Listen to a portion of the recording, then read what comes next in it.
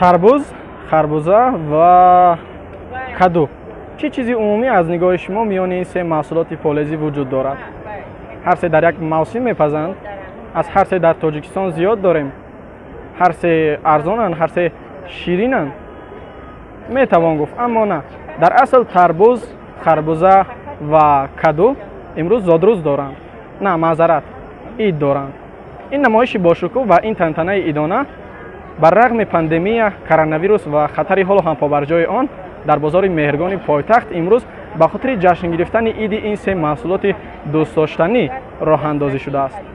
аммо то куҷо ташкили чунин чорабиниҳо самарабахш ва таҷлили ин идҳо барои мардум муҳим аст? ман абдулло ғурбатӣ дар нашри имрӯзи барномаи навбатдор саъй мекунам ба ин суолҳо посух пайдо кунам.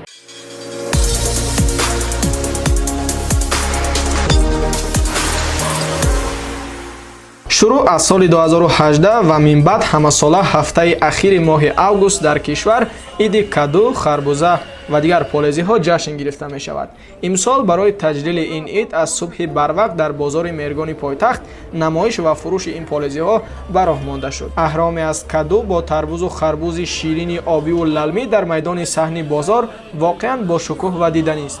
ташкилкунандагон мегӯянд роҳандозии ин гуна намоиш имкон медиҳад ки деҳқонон аз таҷрибаи якдигар баҳравар шаванд. ҳамин ид ба деҳқонон ба мардуми оддӣ чӣ медиҳад? фаровонҳосилии бозор бо нархҳои дастрас яъне таъмин шудани аҳолӣ бо зироатҳои полезӣ бахусус дар давраи ҷамъоварии ҳосил ва баробари ин заҳмати он қадрдонӣ карда мешавад аз тарафи мақомотҳои дахлдор ва деҳқон низ ба ин ҳавасманд мегардад.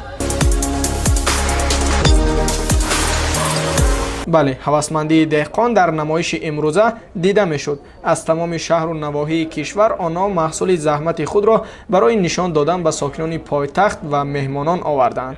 дар ин намоиш ҳамчунин озмуни тарбузу харбузу кадуи калонтарин ҳам мегузашт ки рақобати шадидро миёни деҳқонон ба вуҷуд овард. 41 54 55 ин кадуро деҳқонони ноҳияи деваштит ҷамоати яхтан ба ин ҷо оварданд ва имрӯз аз ҳама кадуи калонтарин вазнинтарин ҳисобида мешавад ва умед аст ки ҷоизаи имрӯза барои калонтарин маҳз насиби ҳамин деҳқон шавад. ва дар ҳақиқат беҳтаринҳо барои меҳнати софдилона ва ҳосили пурсамар аз ҷониби вазорати кишоварзӣ тӯҳфа гирифтанд. миёни онҳо соҳибони тарбуз, харбуз ва кадуи калонтарин ҳам буданд. озмуни ҷолиби дигар ҳам дар рафти ҷоизасупорӣ доир шуд ки дар он сокинон имкон доштанд ки иштирок кунанд. тарбузи калонтарин имрӯза 32 килограммро ташкил медиҳад.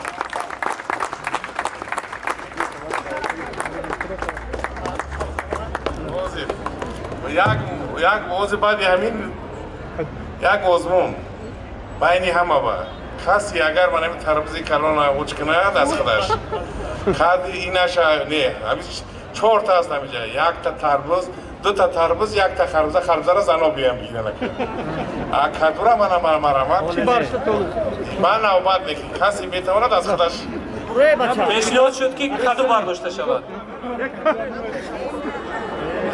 خب دستگیری میکنیم دوستان.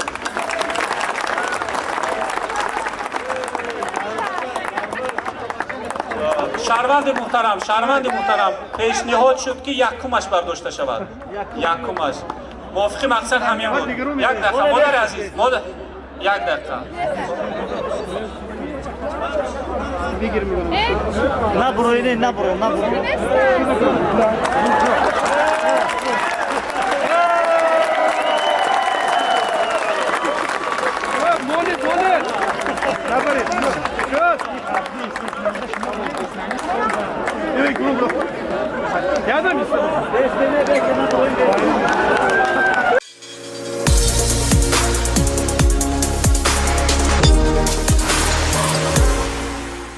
воқеан иди харбуза, тарбуз ва каду имрӯз диданӣ буд. баъди анҷоми намоиш ва хулосаи ҳакам дар бораи беҳтаринҳо деҳқонон дар ҳамин ҷо маҳсулоти худро фурӯхтанд. харидорон ҳам гӯё маҳз ҳамин рӯзро интизор буданд. танҳо мисле ки ҳамагӣ фаромӯш карданд ки хатари COVID-19 то ҳол вуҷуд дорад ва меъёрҳои беҳдоштӣ ҳоло барҳам нарафтааст.